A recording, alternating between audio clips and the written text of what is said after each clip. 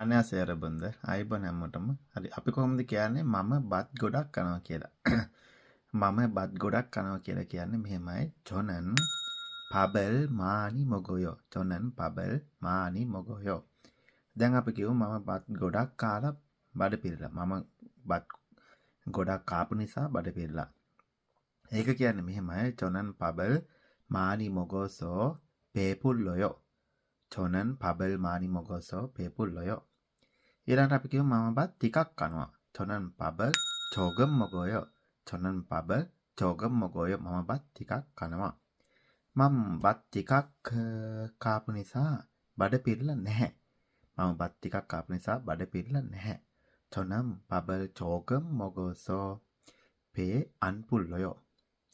저는 밥을 조금 먹어서 배 안 불러요. බඩ පිරලා නැහැ. 감사합니다.